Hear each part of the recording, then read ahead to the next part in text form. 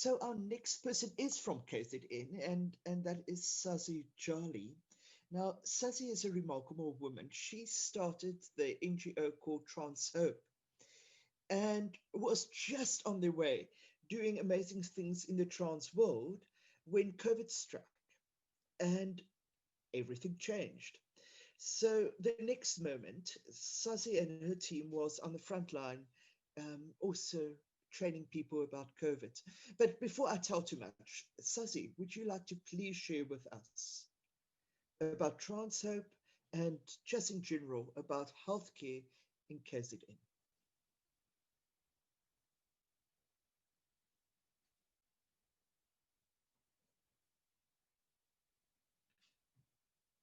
Sazi, you still on mute? I was waiting for someone to say you are on mute.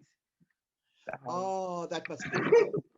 Because that's the most used word in 2020, uh, that you on mute. If you haven't heard you're on mute, you still in 2019, I believe so. Just want to greet everybody. My name is Sazi Jali. I'm a transgender woman, pronouns she and her.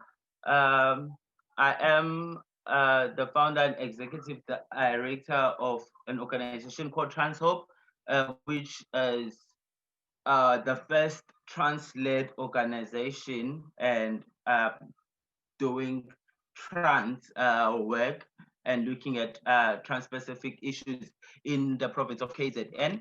And I don't want to take away saying that there are no other LGBTQI organization, but TransHope is the only one which that I knew of, which is primarily looking at the issue of the trans people. I don't know if my slide is shown. I know I said I wouldn't put a slide.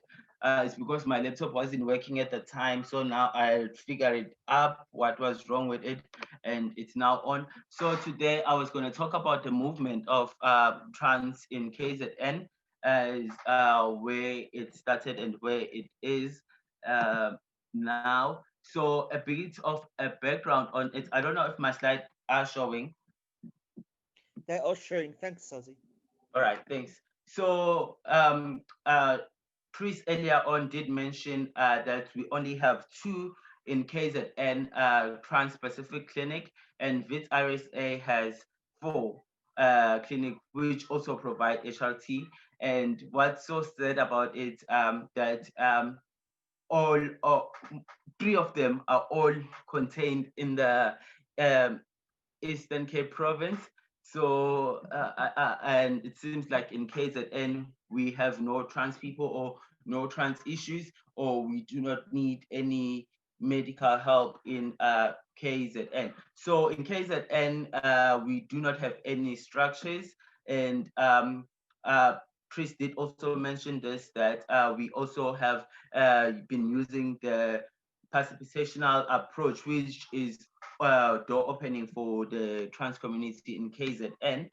Um, so what is it? As much as Chris did introduce it, I would like to introduce it the way I said. So it was started by the group of transgender people who were already fortunate enough to be seeing a psychologist and getting mental health and in line with everything. So what the group does, basically, they get more information on gender affirming healthcare or anything else that consider with the trans and the transness or anything in life which would make them better people in life. So with getting more knowledge of that, it then leads to whatever that they do and ensure that everything what they are going to do out there is gonna make sure if they wanna get something, they would get it. And if they are getting it, they are getting it in the right way and leaving people educated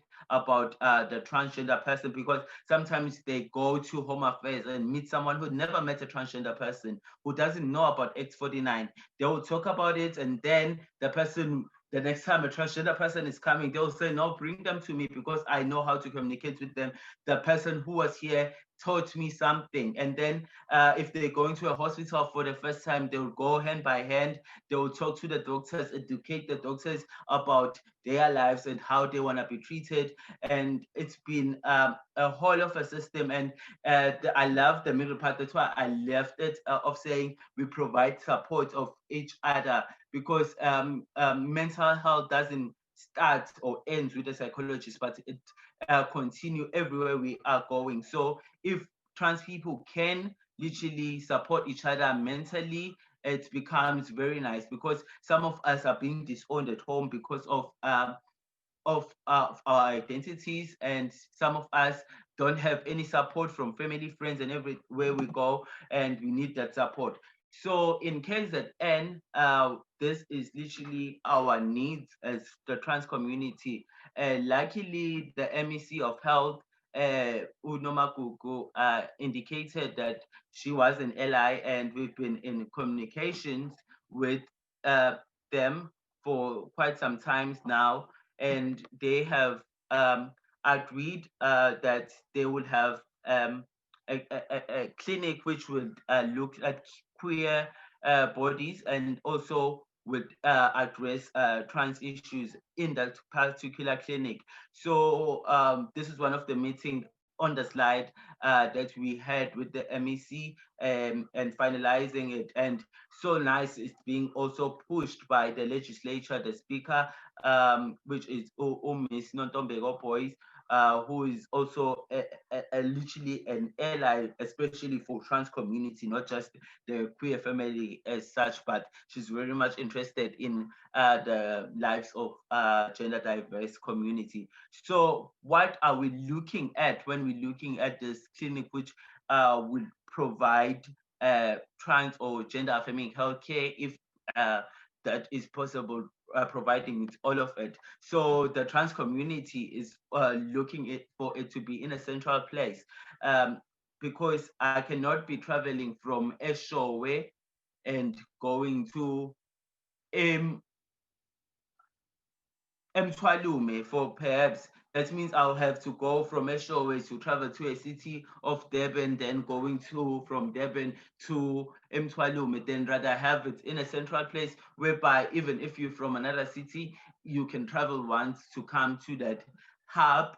And yeah, because it's really frustrating that right now we are using a structure of saying we have to travel to Emmarisburg, but also a person who is from Emolweni or somewhere else needs to also travel via Durban to go there. So it would be nice to have a clinic which would be central for everybody, and for now, and looking it to expand more further. We're also looking at not having one place that would provide HRT. So the clinic should be not the one facility where we need to go and collect our medication. We can literally go wherever to our nearest clinic and just collect it from there and come back to the clinic, maybe to take blood or to have a routine checkup. But for the other things, can access us to our own clinics. And then with also the mental health issue arising in it, also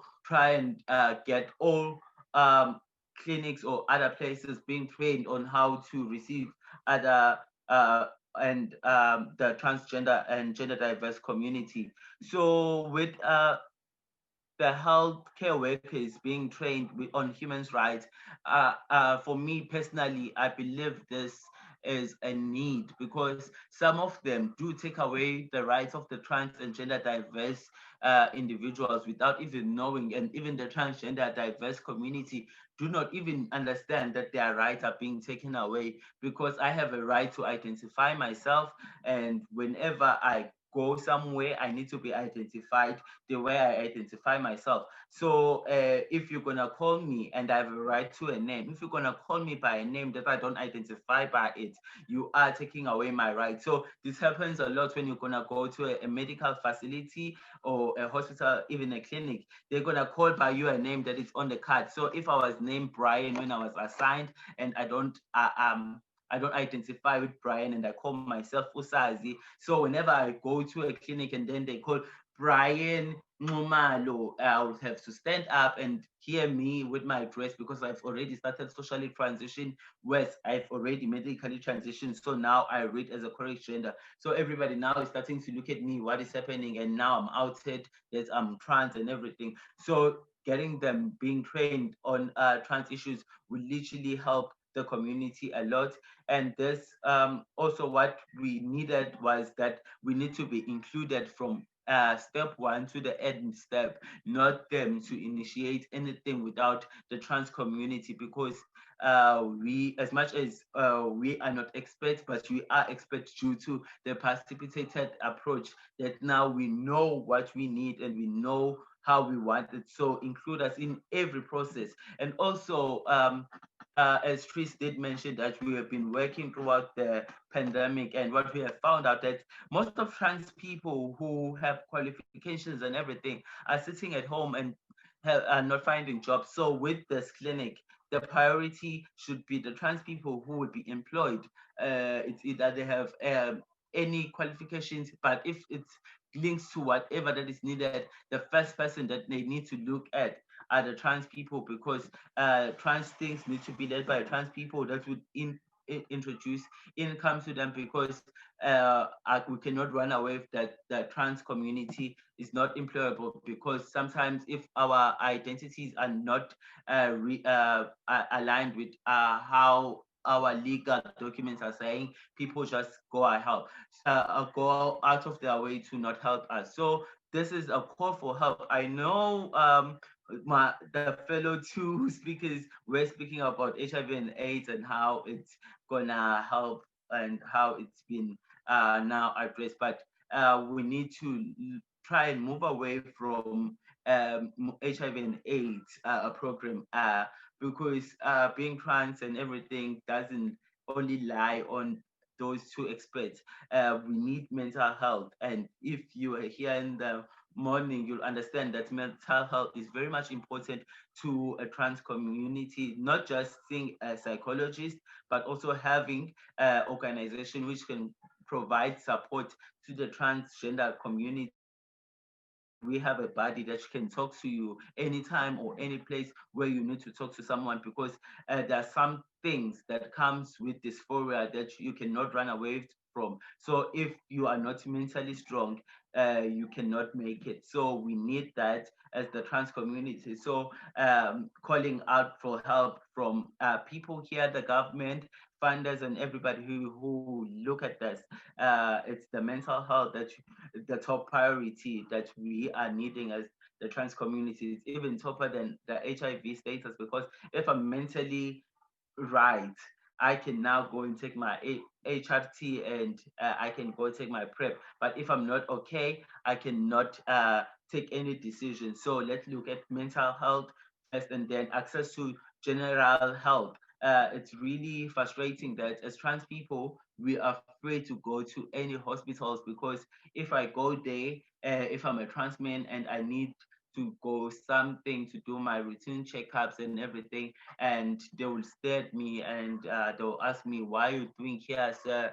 This is a place for women and everything. So looking at that, that needs to be accepting of transgender people, because yes, uh, um, they do offer to us, but they offer these health services after giving it with stigma and discrimination. So giving it a look on how to synthesize health facilities so that we can go there and access health care, it would be very much great, because some of us even self-medicate. If they have flu, they rather go buy any medication over the counter and take it at home and just drink it and believe that they are doing justice to themselves, because they are afraid to go to the clinic or hospital, whereby they will say, are you a ma'am or are you a sir?